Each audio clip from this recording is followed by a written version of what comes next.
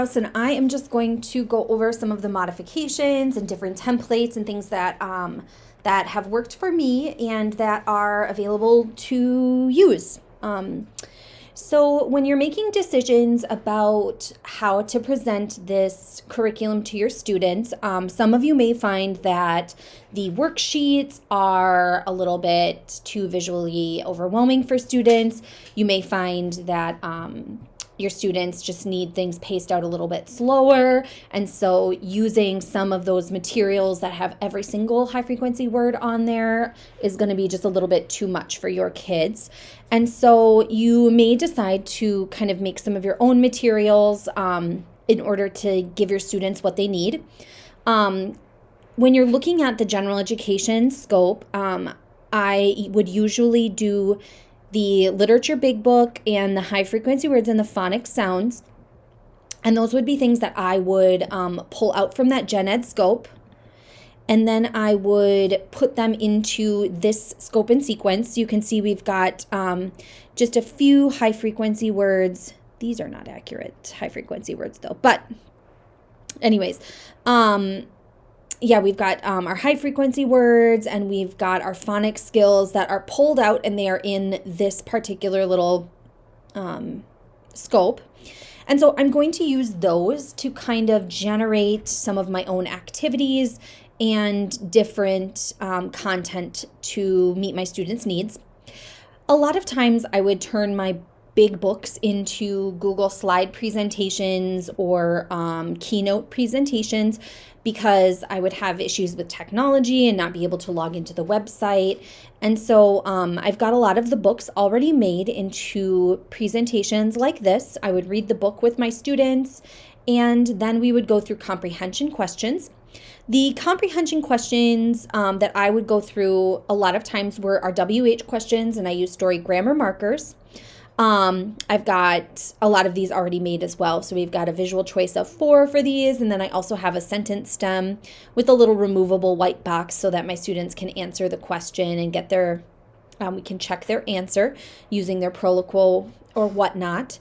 I also have some story retelling and sequencing events activities as well with little visuals that are pictures from the story. And then we would place the event in order if that was appropriate. So that was one of the ways that I would kind of set up my literacy instruction. I also kind of put in, I'm going to share this with you all, but I've got a template here for kind of setting up like a quiz or a little activity for using story grammar markers for that reading comprehension. So we've got the main character, the setting, feelings. We have the problem, the conclusion, and then we're going to sequence events of the story. I would just have my students cut these out if they're doing paper materials, or else you could turn this into a seesaw activity and they could move those pieces.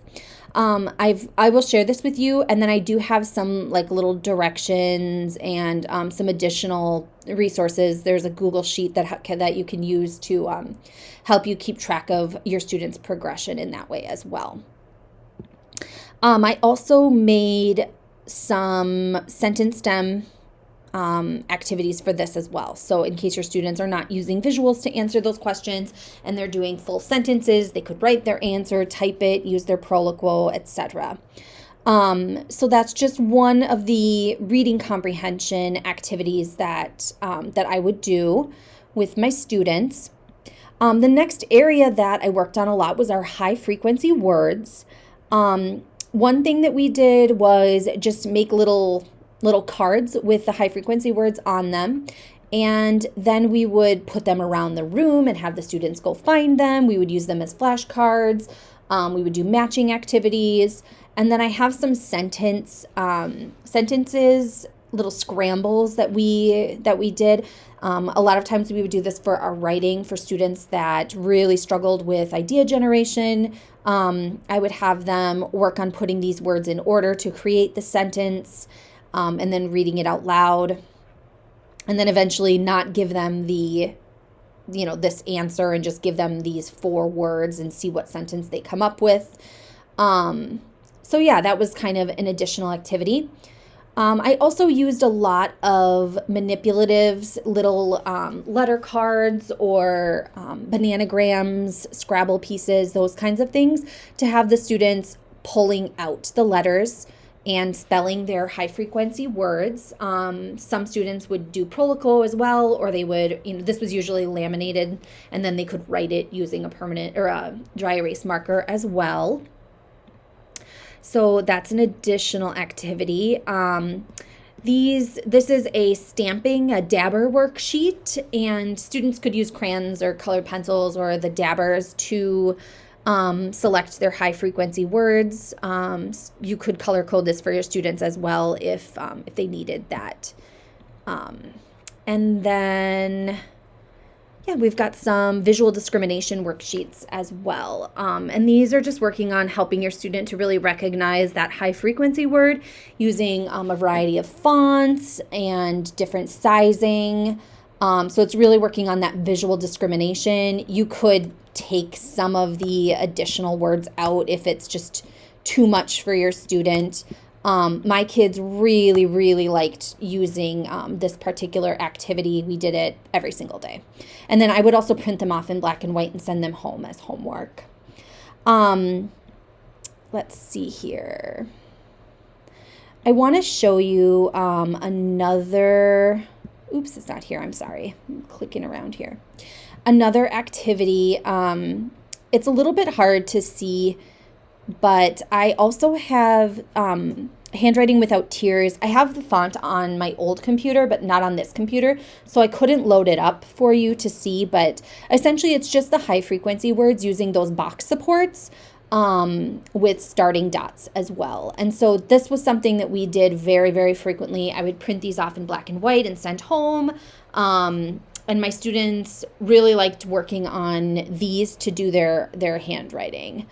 Oh, that's not going to let you see. But you can see I do have it in like small little forms. And then this actually, I don't know if you're going to be able to see it, but there is a really big version as well. So this is the smaller version, but there's one that's a half page, and there's one that's a whole page in there as well.